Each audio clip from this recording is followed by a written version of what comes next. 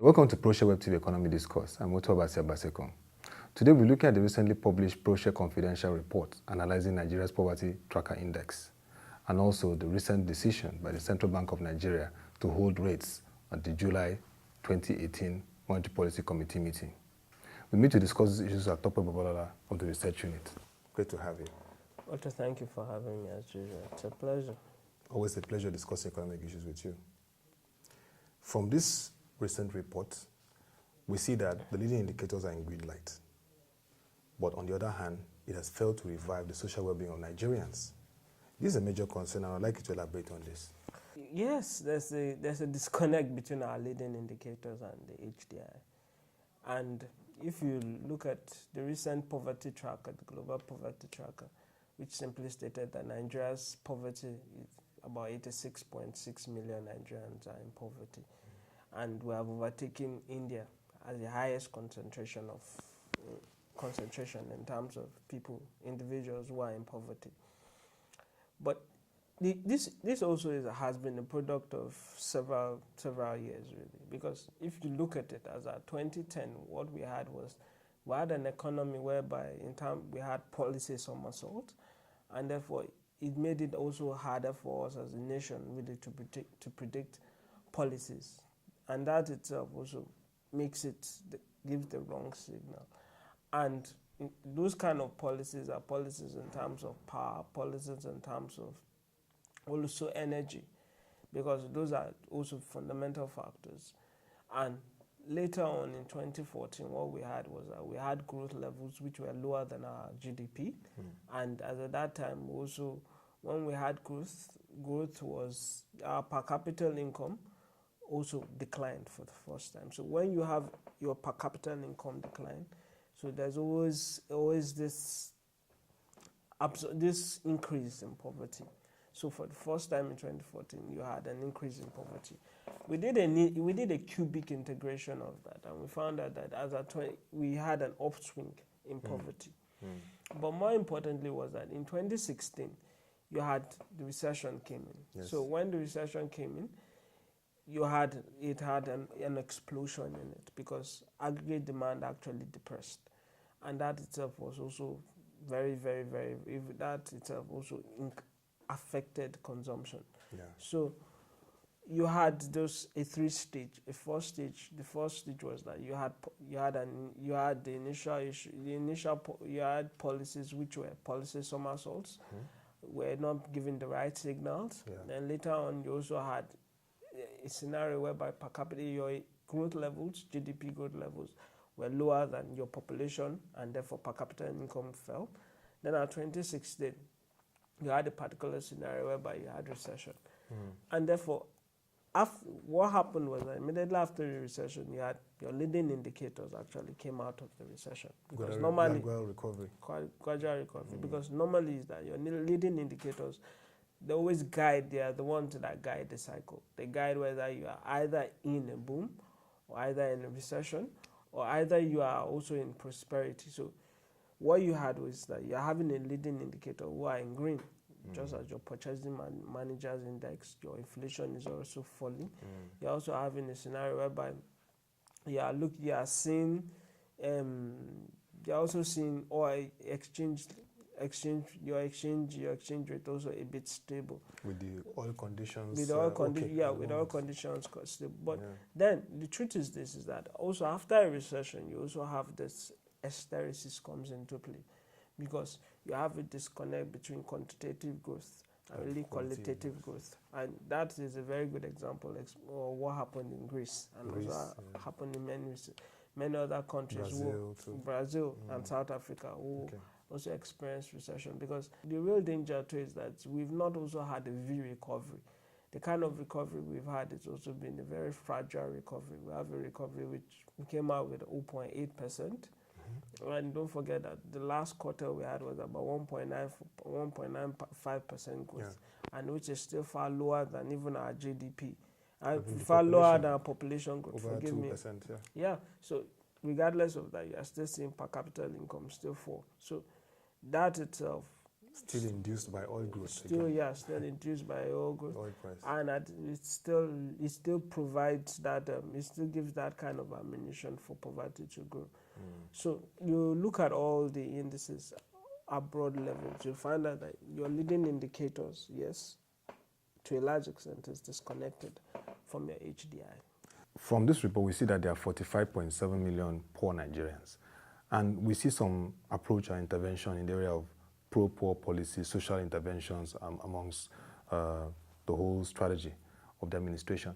But yet still, can we say that this is really scaling and addressing this issue of poverty in the country? What do you have to say about the pro-poor approach? Yes, many countries always take this kind of approach. They refer to it as a pro-poor policy. Yeah, We've always talked about it. Yeah. But then you have to look at what kind of pro-poor policies are you taking. One is that you also must take into consideration that pro-poor policies itself is not a solution in itself. It's not a solution. It's not a solution. But is it an intervention? It's an intervention. It's a complement to your reforms. Okay. If you actually put pro-poor policies ahead of reforms, it will always come back to bite you. You look at Brazil. One of the things Brazil carried out a lot of pro-poor policies, but then it was able to ensure it could carry out those pro-poor policies because commodity prices at that time was high. But when commodity prices fell, you also found out that it cannot sustain such pro-poor policies. Yes. So, and at the same time, what was the cost of it? You find out that in the G20, infrastructure stock to GDP, Brazil has the lowest. So the cost of that pro-poor policy itself also became a problem because Brazil did not affected its investment in infrastructure. Affected its investment. Now that does not mean that pro-poor policy is wrong. Okay. But we're just simply saying that pro-poor policy is not a substitute to reforms. Okay. You have to have reforms. Then you must then have pro-poor policies which will complement those reforms. Now, how do we carry out pro-poor policies? We've seen pro-poor policies. One of the pro-poor policies I keep saying is look at the needs, look at the SMID and pro-poor policies. Pro-poor policies must not be seen as one that incubates this redistributive economics. Okay. But it must be seen as one which drives productivity. Okay. Productivity over redistribution. Yes. Okay. Now, redistribution of economics, you can say, okay, you're transferring 5,000, 10,000, 15,000 naira. But then it does not really drive productivity. Even though that 5,000, that 5,000, poorest people can do something. It can do something, but you look at Ethiopia's pro-poor policy. Okay, yeah, you talked about Ethiopia in the report. Now, what was it? Was that they were going to give credit to individuals or people who were going into farming or into any form of small scale and give it to them at single digit. Now, at one end is that they're giving them a means of livelihood. Secondly, what they're also doing is that they're also improving productivity. Now, what we're also doing is that we're transferring 5,000. I'm not against that. But the reality is that it does not drive productivity. So pro-poor policies, even as much as it must be pro-poor, it must also provide a means of livelihood. Okay. It must also be seen as a measure of driving productivity. Okay. Anything less than that cannot be self-sufficient. In terms of trying to attract private capital formation, which is very key for the Nigerian economy, the report says that Nigeria needs to learn from Ethiopia, where it has been able to open up the space and allow for private-public partnership. Can you speak further on how this model can be adopted by Nigeria? The thing is that at one particular level is that the central planned growth is that it's also run out of course. You are seeing that also in China. At some time you also need private space also to run to actually in terms of infrastructure in terms of innovation, in terms of research, in terms of even human development. So you need all that. So you are seeing Ethiopia trying to take a lead in that. And they're also trying to open up certain spaces which initially were dominated by government. But where we are is that where we are different is that Nigeria, on the other hand, is that we've opened up in certain spaces. But our problem is that in terms of looking at the after, many would have expected that we would have signed that, because that's also very important. But that's another debate that we'll have another day. But when you have other countries like Egypt, Rwanda and Morocco, who are supposedly having comparative advantage, are taking comparative advantage. And more importantly is that countries who are more into all this multilateral agreements, they provide an opening for MNIs. Okay. Because if you look at the OECD, they have OECD companies who want to always invest in them, because it also allows them to have these tax exemptions and also allows them to also have free opening into many of those companies. And ventures. So that is also very important. But we, on the other hand, is that we seem to lock ourselves out of it, and that is not good.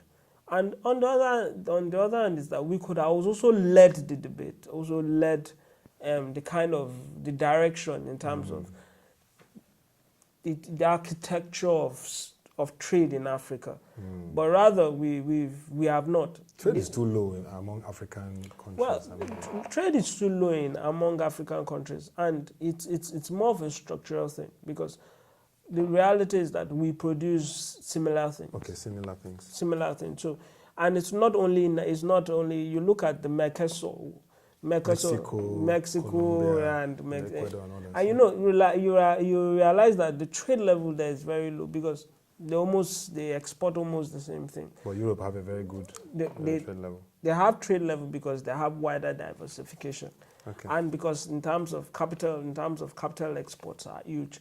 But in terms of what we do in Africa is, in terms of our own capital imports are very high, and what we tend to export mostly are primary goods.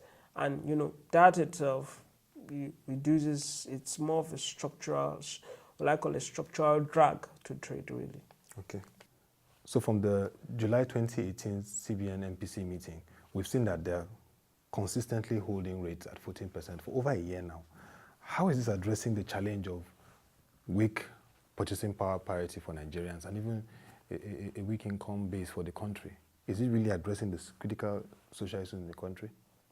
First of all, we have to come to terms that in the trifecta of exchange rate,